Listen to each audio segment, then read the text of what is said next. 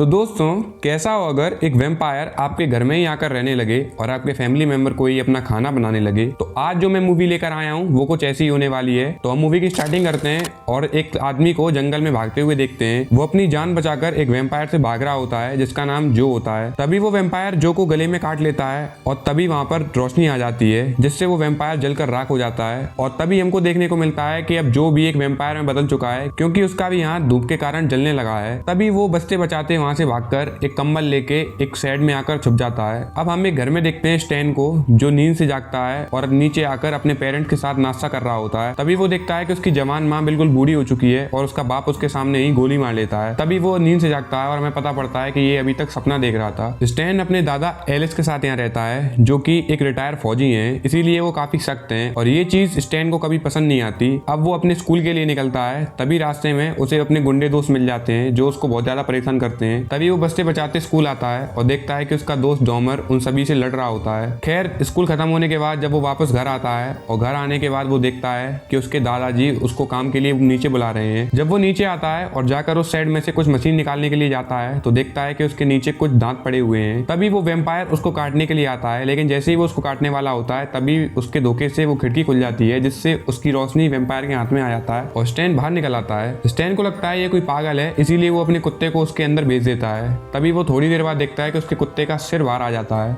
इसका मतलब था कि उसका कुत्ता मर चुका है। अब वो भागकर अपने घर आता है चाकू निकालने के लिए। तभी वहाँ एलिस आ जाता है। वो उससे कहता है कि क्या हुआ। तभी वो उसे बताता है कि हमारी शेड के अंदर कोई वैम्पायर घुस गया है जिसने तुम्हारे कुत्ते को भी मार दिया है। अब एलिस को ये देखकर बहुत गुस्सा आती है और वो खुद अंदर जाने का फैसला करता है। जब एलिस अंदर जाता है तो वो वैम्पायर उसको भी मार देता है, लेकिन जख्मी हालत में जब एलिस बाहर आता है तो स्टैन उसका हाथ पकड़ लेता है, लेकिन वो वैम्पायर उसको दोबारा से अंदर खींच लेता है, उसको जान से ही मार देता है। अब एलिस घबराकर अंदर आता है और पुलिस को कॉल लगाने की सोचता है, लेकिन तब उसे पता पड़ता है कि उसके ऊपर तो पहले से ही प्रोबेशन एक्ट लगा हुआ है। इसका मतलब था कि अगर वो चाहकर भी पुलिस को कॉल करता तो सारा इल्जाम उसी के ऊपर आ जाता। तो वो ये फैसला हटा देता है और अपने दादाजी की बियर पीने लगता है। उसके बाद वो एक चेन से जाकर उस शेड को लॉक कर देता है और रात होती है। तभी वो देखता है कि उसे कोई आवाज अपनी ओर खींच रही है। वो घबराकर पूरे घर में घूमता है, उसे एलिस की आवाज सुनाई देती है। तभी वो नीचे शेड में जाकर देखता है और शेड में से एक रोशनी चमक रही होती है। खैर, ये उसके लिए एक बुरा सपना था। अब सुबह होती है और स्टैन स्कूल जाता है और स्कूल में रॉक्सी से मिलती है। वो रॉक्सी को बताना चाह रहा था कि उसकी लाइफ में क्या चल रहा है, लेकिन तभी वहाँ डॉमर आ जाता है और स्टैन डॉमर से नाराज हो जाता है और अपने घर की ओर आ जाता है। लेकिन डॉमर को रास्ते में वही गुंडे लोग मिल जाते हैं और वो उनसे लड़ाई मोल ले लेता है और इसी वजह से वो लोग उसको बहुत मारते हैं। घर पर स्टैन देखता है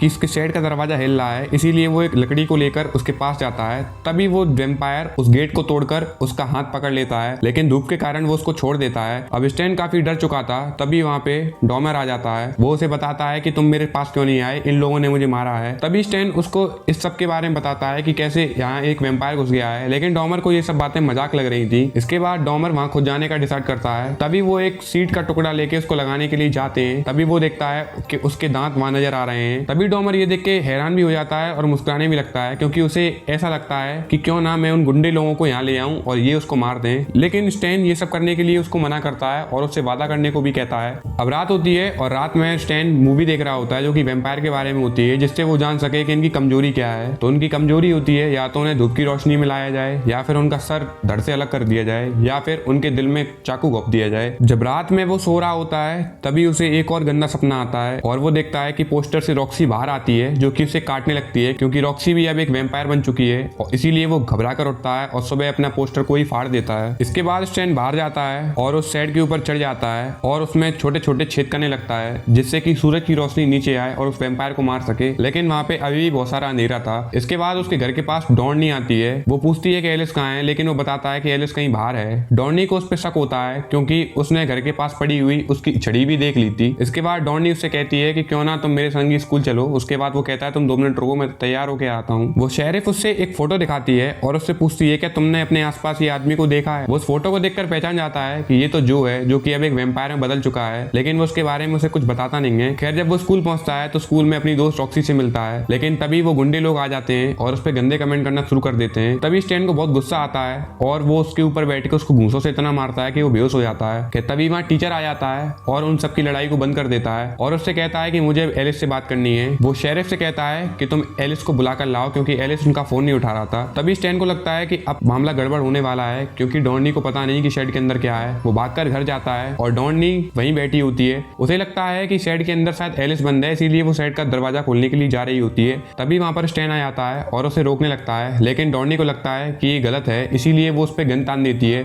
जैसे ही वो शेड का गेट खोलती है तभी वहां से वैम्पायर निकलता है और सीधे उसका एक हाथ फाड़ देता है। इसके बाद वो उसे अंदर खींच देता है और उसे जान से मार देता है। इसके जस्ट बाद वहां पर मार्वल आ जाता है और वो उसे पीटने के लिए आता है। तभी वो उसे मारने वाला होता है, लेकिन तभी वहां पे डॉमर आ जाता है और उस शेरिफ की गन उठाकर एक गोली हवा में फायर कर देता है। वो उससे कहता है कि तुम इस शेड के अंदर जाओ, लेकिन स्टैन ये करने से मना करता है, पर लेकिन वो अपनी बात पे अड़ा रहता है और उसे अंदर जाने के लिए बोलता है। मार्वल इस सब के लिए उससे माफी भी मांगता है, लेकिन वो किसी की नहीं सुनता। तभी मार्वल जैसे ही अंदर जाता है तभी वहां पर एक चीख आती है, जिससे मार्वल वहीं की वहीं खत्म हो जाता है। अब गुस्से में स्टैन डॉमर से गन छीनने की कोशिश करता है, लेकिन वो गन चल जाती है और स्टैन बेहोश हो जाता है। तभी जब वो उठता है तो देखता है कि सामने रॉक्सी है। अब वो स्टैन अंदर जाता है देखने के लिए कि मार्वल के साथ क्या हुआ। वह जब देखता है तो उसे मार्वल की बॉडी दिखाई देती है। तभी वहां से पीछे से डॉमर दिखाई देता है, जो कि अब बिल्कुल वैम्पायर बन चुका है। डॉमर उस पर हमला करता है, लेकिन वो बचकर एक लकड़ी उसके पेट में घुसा देता है और वो खुद बाहर आ जाता है। लेकिन डॉमर बाहर आ जाता है और उससे कहता है कि जो अभी मरा नहीं है वो वापस आएगा, और इसी के साथ वो धूप में आ जाता है और वो वहीं मर जाता है। स्टैन उसे बचाने की कोशिश करता है और एक सफेद कपड़ा उसके ऊपर डालता है, लेकिन अब बहुत देर हो चुकी थी। इसके बाद स्टैन रॉक्सी को सारी बातें बताता है और वो दोनों रात की तैयारी करने लगते हैं। वो अपने घर में जाते हैं और एक एक दरवाजा और खिड़की लॉक कर लेते हैं और जितने चाकू हथियार मिल सके उन सबको कलेक्ट कर लेते हैं। अब रात होती है और रात में मार्वल के दो दोस्त गेट पर आते हैं। वो मार्वल का पता पूछते हैं, लेकिन वो उससे मना कर देता है कि तुम यहाँ से जाओ। तभी वहाँ पीछे वो वैम्पायर आ जाता है और उनमें से एक दोस्त को अपनी ओर खींच लेता है और उसे वहीं जान से मार देता है। अब दूसरा बंदा जिसका नाम मैक्स था वो उसको अंदर घुसा लेते हैं और वो तीनों सोचने लगते हैं कि कोई गेट तो नहीं खुला। तभी रॉक्सी कहती है कि ऊपर वाली एक खिड़की खुली रह गई है। वो तीनों ये कहते हैं कि हम तीनों अलग अलग हो जा रहे हैं, जिससे कि हमें पता पड़ सके कि वैम्पायर कहाँ है। इसके बाद जब वो तीनों अलग अलग रूम में जाते हैं तभी मैक्स को वो वैम्पायर मिल जाता है और वो वैम्पायर उसे भी वैम्पायर जैसा बना देता है। अब रॉक्सी को वैम्पायर मिलता है जो उसे रूम में घसीट कर ले आता है। अब स्टैन अकेला होता है। वहां पर मैक्स और उसका एक दोस्त आ जाता है जो कि अब वैम्पायर बन चुके हैं। वो दोनों उस पर हमला करने वाले होते हैं, लेकिन वो एक गेट लगा देता है और अपने दादाजी की गन उठाकर उसके कारतूस ढूंढने लगता है। लेकिन जब तक वो कारतूस ढूंढने लगता है तभी मैक्स गेट को एक्स से काटने लगता है। तभी वो गन निकालता है और सीधे मैक्स के मुंह में रख देता है और गोली मार देता है, जिससे कि दोनों की वहीं मौत हो जाती है। अब स्टैन उस वैम्पायर को ढूंढने के लिए ऊपर जाता है। तभी वो देखता है कि वो वैम्पायर रॉक्सी को मारने ही वाला होता है। तभी स्टैन उस वैम्पायर को मारता है, लेकिन वैम्पायर ताकतवर होता है, जिससे स्टैन बेहोश हो जाता है।